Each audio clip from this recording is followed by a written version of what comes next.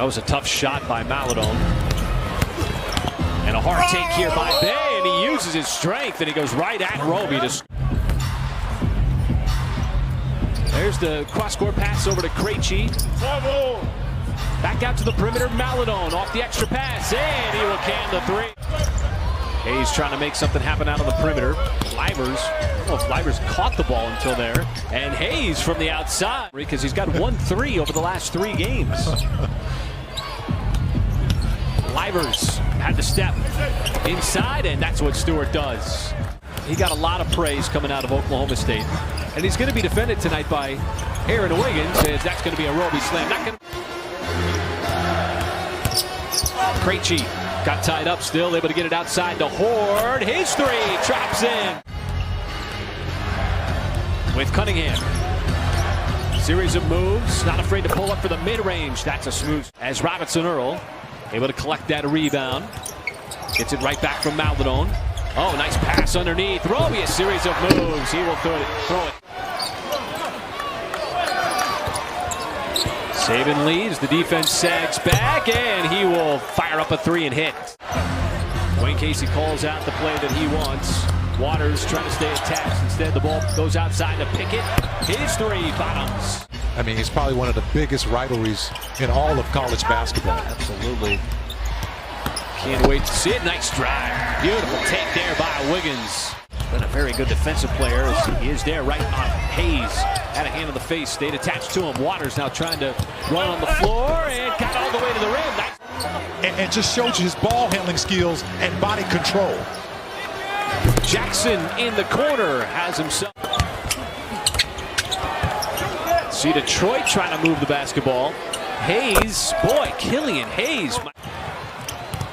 Wiggins had to take it away. And on the other end, it is Hayes. And he takes the long steps right to the slam. That was just beautiful 2-man basketball between Wiggins and Saw. Oh, Waters way behind the 3-point line. You see that Chris Wilcox in the back. And what it does, because I remember my first couple of years out of the league, I felt if there's too many team presidents, general managers that want to reach out and say, Pistons lead is at 14. See Waters trying to do work. Lobbing it up and Sarr. Nicely done. Rewards you. Another assisted bucket as well. Hayes off the deck went right. See the quick closeout on Waters.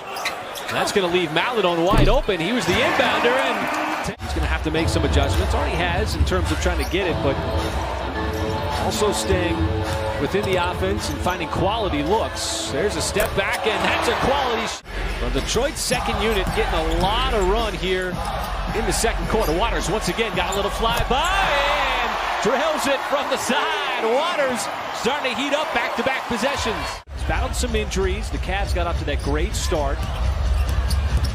Is it done, or is there enough time to make moves? And they play it just a completely different style, but he is a big part of that. Well, while you take a breath on that, back off that injury, finishing the solid rookie season he had already put together.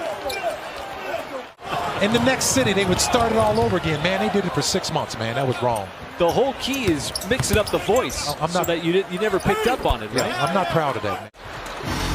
Oh, man, I'm going to miss those. Only got 5 more, maybe. 3-point shot is good this season. Wiggins. Killian Hayes sidesteps Maladon and finishes with the left hand. How about Rip Hamilton? Rip Hamilton was a part of that team. That was a fun team. That was Ben Wallace, big defensive player. They were winning games. That's a nice little cornerstone to start building your franchise back up to where it used to be when you get the #1 overall pick. Yes. Continues to have a profitable third quarter. The interesting thing is who's going to want to end up in that 1 seed. And that'll obviously give you kind of supremacy if you can reach that number. Now you look at Phoenix as Wiggins. Nice move inside. One of those games in Phoenix right around Christmas and the New Year. They were tight games. Thunder really pushed them to the limit, and Sarr rattles in that three. And then all of a sudden you realize there's, what, 6 games left. How about that? That's something to show you flashes of his brilliance around the hoop. He's got some elevation. He's got those one-handed stuffs on point, but there's the reverse. How about this? Back-to-back dunks. Detroit on the end, and Sensational run he's on in his rookie season. Jackson, little sidestep action. Bridges is a terrific shooter. Totally underrated. Yeah, he's one of those guys you just can't leave him alone. Can't leave Water. 4 more threes for Lindy Waters.